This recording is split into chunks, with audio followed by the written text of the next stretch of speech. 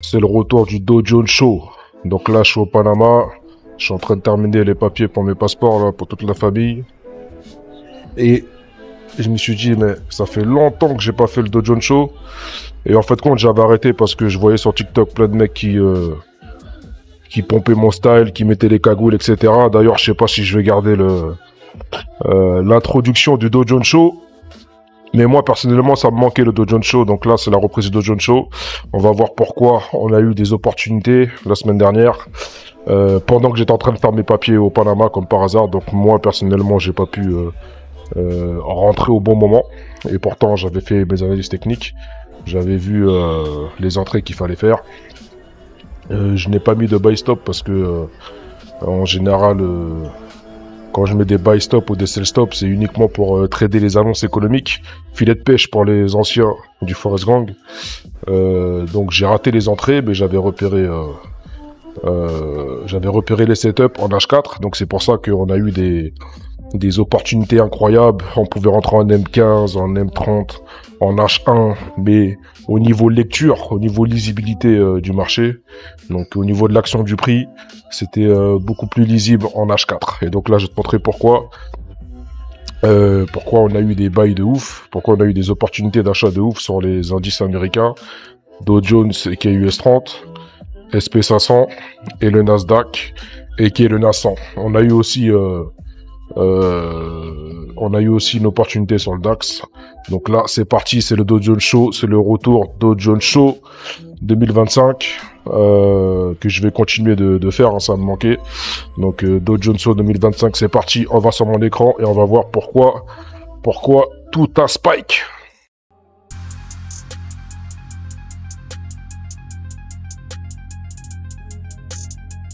C'est la reprise du Dow Jones Show. Donc aujourd'hui, on va voir pourquoi les indices sont montés la semaine dernière.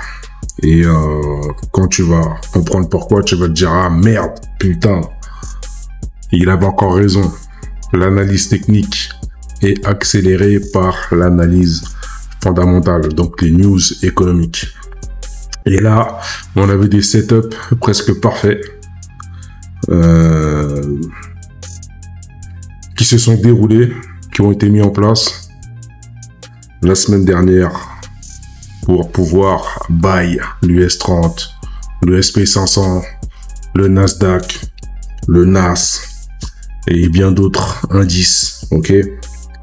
Donc on va commencer par l'US 30 et qui est le Dow Jones. Pourquoi la semaine dernière on a eu beaucoup d'opportunités, notamment pour le buy en M15, en M30 et en H1.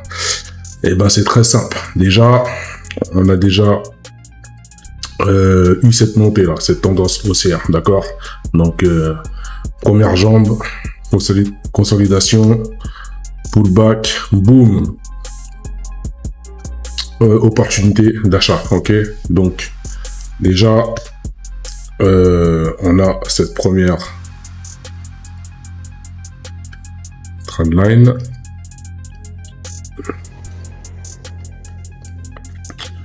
Je peux même partir de plus bas, hein, mais partir d'ici c'est déjà suffisant. Et on a cette seconde trendline. Et en plus de ça, ici là, on a une pattern de retournement de situation. Ceux qui sont dans le Forest Gang, ils connaissent cette pattern de retournement de situation, c'est le basique, le b.a.-ba, ok. Mais surtout, qu'est-ce que l'on a? Qu'est-ce que l'on a après ce pullback là? Après ce pullback sur la trendline haussière, qu'est-ce que l'on a? On a une forme harmonique et je crois que c'était une shark.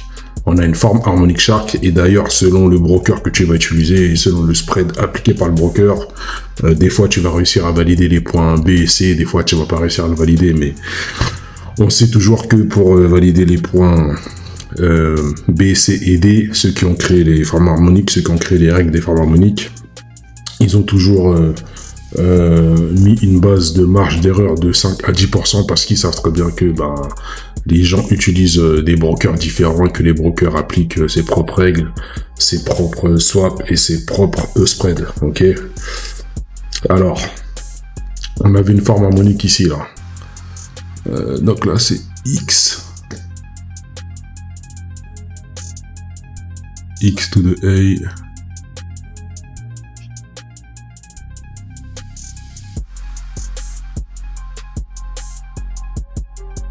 To the B, to the C, to the D. Alors d'habitude, j'utilise jamais l'aimant. Là, il est casse-couille. Est-ce qu'il est bien utilisé là?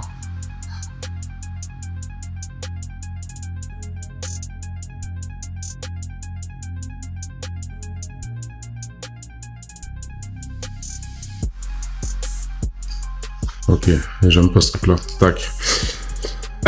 Alors, on avait une forme harmonique ici. Ici, c'était une shark. Forme harmonique shark. Ok. Donc, le point B. On prend les retracements de Fibo.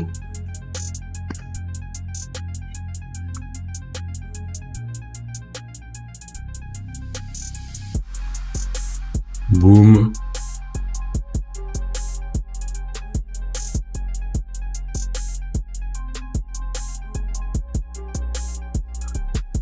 Alors, tu vois, je vais retracer ça à la main, sans les mains.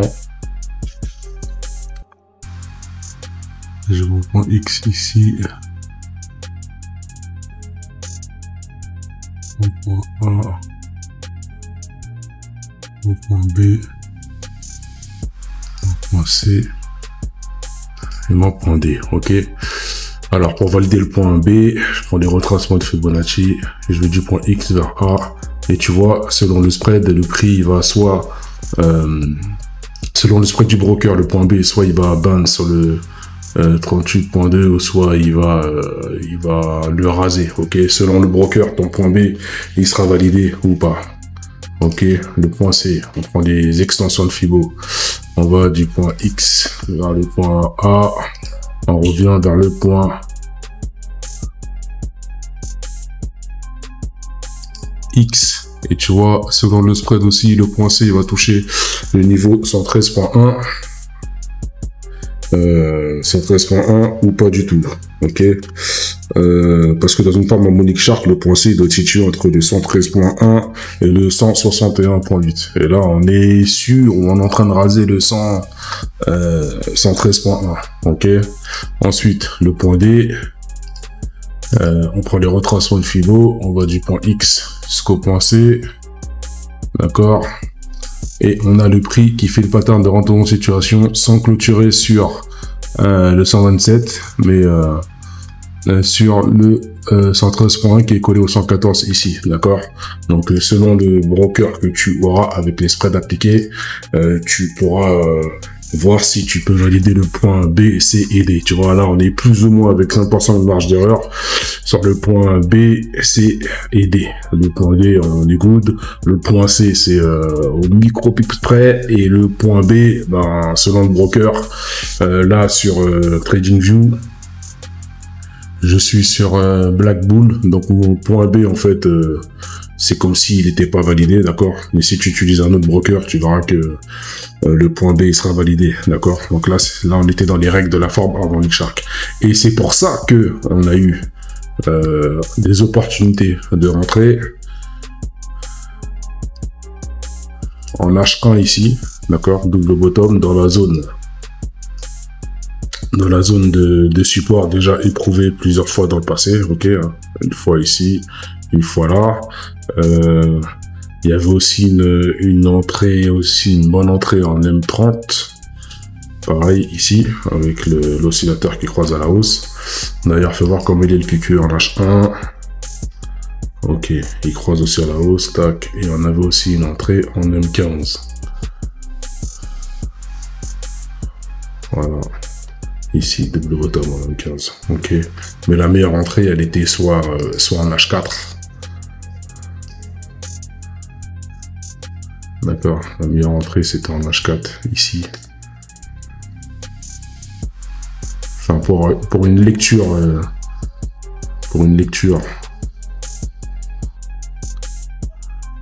plus simple, améliorée. Ok. ici là, tac. Ou sinon tu pouvais rentrer aussi en H1, mais là c'était un peu plus compliqué. La lecture était beaucoup plus simplifiée en H4 avec trendline aussi en H4. On avait déjà une première impulsion, zone de consolidation, pullback, boom, pullback sur la trendline. D'ailleurs, fais voir le niveau de Fibonacci du pullback. Et tu vois, en plus, on a un pullback pile poil de manière chirurgicale sur le niveau 50. En général, toutes les paires indexées au dollar, donc là, US 30, le Dow Jones, toutes les paires avec le dollar, les pullbacks se font à 90% sur le niveau de retracement de Fibonacci 50. Ok, donc ça, c'était pour l'opportunité en H4 en buy sur le Dow Jones. Ok, maintenant on va passer à US 500, SP 500. Tac.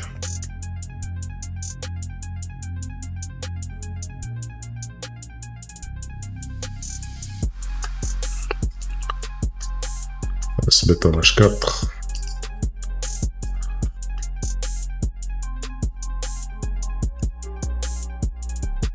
Alors, comme j'ai beaucoup d'analyses techniques, je vais choisir un autre.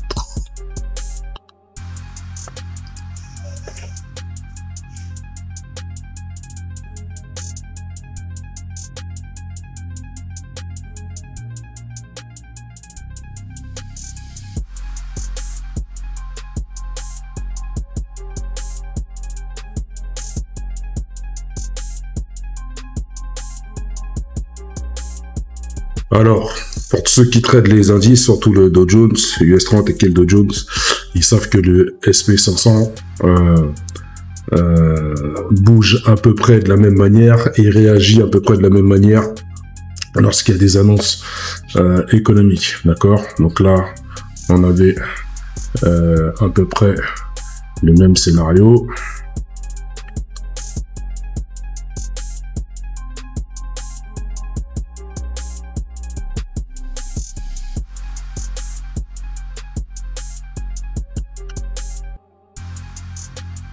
Voilà, je peux faire partir la trendline H4 directement d'ici. Voilà, et là aussi, qu'est-ce que l'on a? On a une pattern de retournement de situation, d'accord? On a aussi une impulsion, tac. Une impulsion, puis pullback. D'ailleurs, on va regarder le niveau de retracement de Fibonacci du pullback et il s'arrête cette fois-ci sur le 38.2. Ok. Alors, là aussi, on avait une forme harmonique. Donc le point X, le point X, il part. Alors, est-ce que je le fais partir de là ou de là?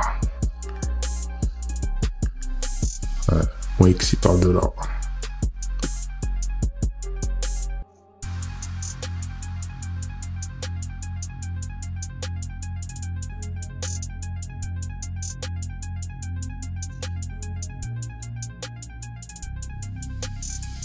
Voilà, là aussi on avait une shark, on va vérifier ça de suite. Forme harmonique shark. Voilà. Retracement X to the A. On a le point B qui se retourne sur le 68.2. Donc on est good. Le point C. On prend les extensions de Fibo. Et en bas du point X. Vers le point A et on revient.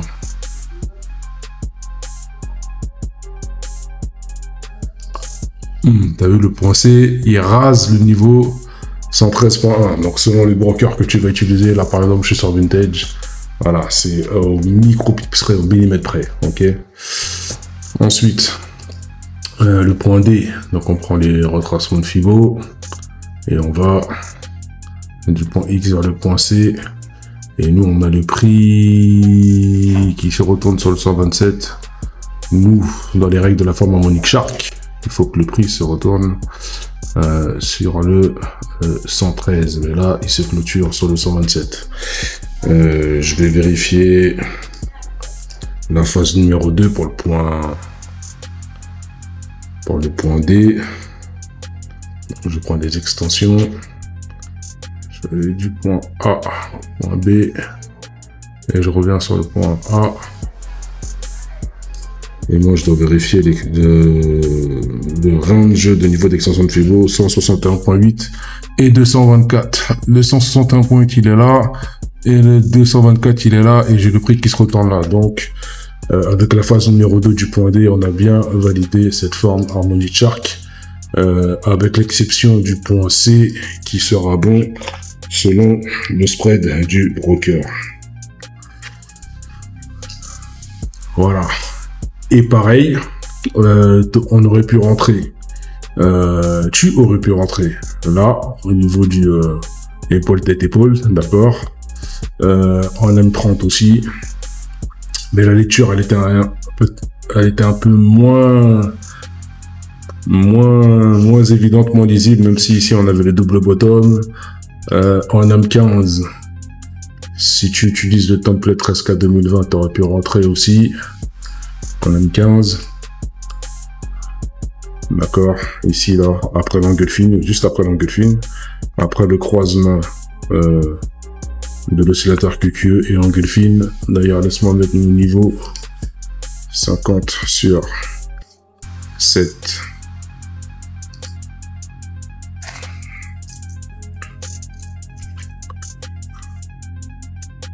Page, voilà. Donc, tu as l'oscillateur QQ qui croise à la hausse, tu as l'engulfing ici, tu aurais pu rentrer en M15, mais pour moi, la meilleure lecture, voilà, la meilleure lecture, elle était là, ici, là. Voilà, en H4, avec cette pattern de retournement de situation et l'oscillateur QQ qui croise. Tu vois.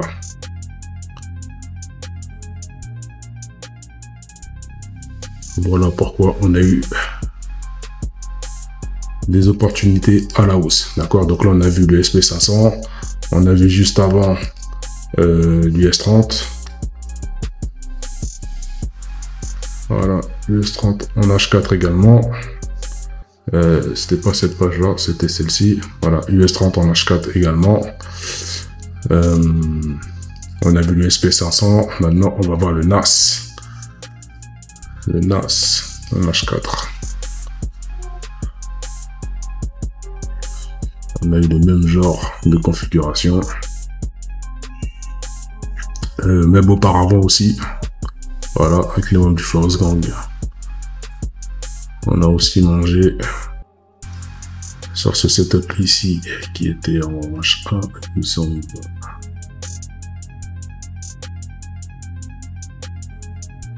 Voilà, c'était une Navarro 200, c'était magnifique. Alors,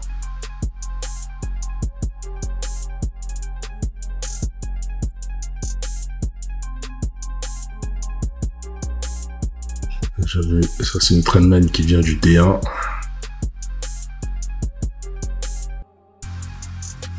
Voilà, elle part de tout en bas, boum.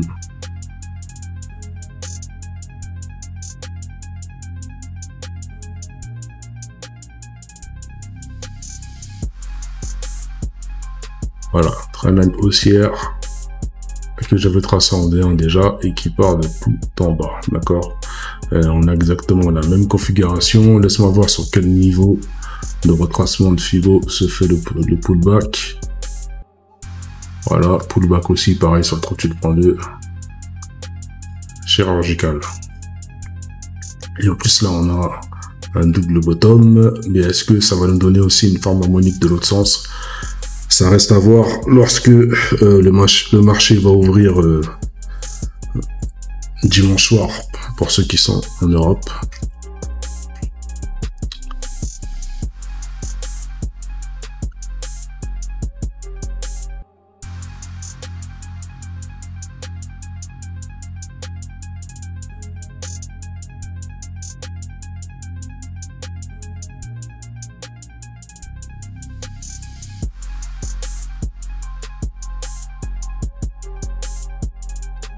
Alors ici, on avait une shark aussi, pas évidente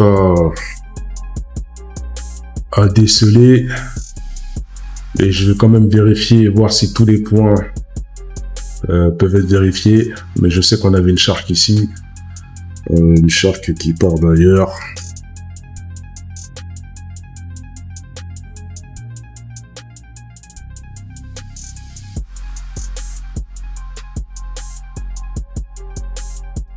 Qui part de là.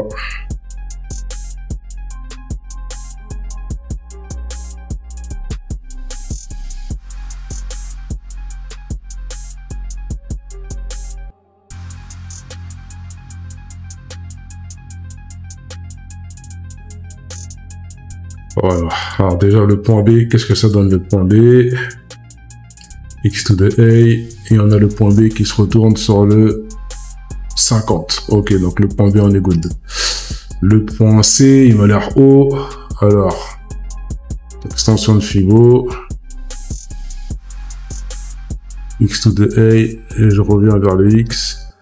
Et là, le prix, il se retourne sur le 161.8. Donc on est pile poil parce que le point C dans une forme harmonique shark, le prix doit se retourner entre le 113.1 et le 161.8. Donc on est good pour le point C. On est good pour le point C. Voilà, le point D, donc retracement de Fibo, X to the A, X to the C, pardon, et le prix doit se retourner sur le 80.6 ou 113.1, et j'ai le prix qui se retourne pile poil sur le 80.6 de manière chirurgicale. Voilà, ici on est dans le Dow Jones Show, donc ici on fait des analyses techniques poussées, des analyses techniques avec les formes harmoniques, parce que dans les formes harmoniques tu retrouves les chiffres de Dieu, retracement de Fibo, extension de Fibo sur des trendlines OCRH4 ou BCRH4, zone de compression, et en prenant en compte aussi les zones de support ou de résistance, d'accord? Là, on n'est pas dans un podcast en train de faire le mytho. Là, on est en train de faire le Chris Waddle avec des chandeliers japonais, ok? Alors, donc on a validé le point B, le point C et le point D, d'accord, de cette forme harmonique shark. Donc voilà aussi pourquoi on a eu des opportunités d'entrée en M15, en M30, en H1, en H4 sur le NAS également. Alors, bien sûr, en H4, c'était beaucoup plus lisible avec cette forme, avec cette pattern de retournement de situation, d'accord. Stop loss toujours en dessous du point X et du point D. Voilà, money management. Et tu vois là, ça a presque retracé jusqu'au point C. En général, moi, je mets toujours mon TP minimum jusqu'au point C, tu vois. J'essaie d'avoir un retracement entier jusqu'au point C. Et je mets toujours mon stop loss en dessous du point D, du point X ou de la précédente plus longue mèche. Voilà. Donc, on a vu le NAS, on a vu l'US30, d'accord. Ouais, c'est toujours pratiquement la même pattern harmonique qui revient à la charte. C'est ma préférée, c'est celle qui donne le plus de résultats et c'est celle qui apparaît le plus souvent sur toutes les paires indexées au dollar, d'accord. Donc on a vu US30, on a vu SP500 et on a vu le NAS100, d'accord. Donc moi déjà, là on arrive au sommet de cette zone de support, donc reste à voir ce qui va se passer. Est-ce que le prix va casser ce support? Donc s'il casse ce support, ben, le prix va continuer d'aller vers le haut. D'ailleurs, si je fais l'extension de Fibo de ça, d'accord, moi sur le NAS, je vais surveiller ce qui se passe ici là, d'accord, sur le niveau 161.8, 141 et 127. Je vais surveiller ces zones, c'est des potentielles zones de retournement de tendance, d'accord. Donc là, ça c'est pour le NAS, pour le SP500 également, extension de Fibo de ça déjà, et comme ça je vais surveiller ce qui va se passer aussi également là sur le niveau 161.8, 141, 127, d'accord. Et puis aussi ce niveau-là, 113, d'accord, le top de cette zone de résistance. Et je vais faire également la même chose. Voilà, sur l'US30, par contre, il y a eu moins de force que sur le NAS ou le SP500. Il y a eu plus de force sur ce setup en H4. Des fois, ça arrive, des fois, il y a plus de force. J'ai remarqué depuis 2 ans que selon les setups, des fois, il y a plus de force sur le SP500 de Nasdaq, alors qu'à l'époque de Joe Biden, c'était différent. Il y avait plus de force sur l'US30 que sur le SP500 et le NAS. Là, ça s'est inversé. Il y a plus de force sur le NAS et le SP500. Lorsqu'il y a des setups synchronisés comme ça, il y a plus de force sur le SP500 et sur le NAS que le Dow Jones, d'accord. Donc, je vais quand même faire l'extension de Fibo déjà de cette petite montée, d'accord. Et on arrive dans la zone de support. Donc déjà ici, peut-être que le prix il va rebond il y a un scénario possible, le prix bute sur ma moving average 50 là pour revenir tester la trendline haussière en H4, ou alors le prix va suivre son cours et il va essayer de retester cette zone de résistance en H4, d'accord. Donc let's wait and see what happen. Donc c'était le Dow Jones Show. Ici on fait des analyses techniques sur les indices US.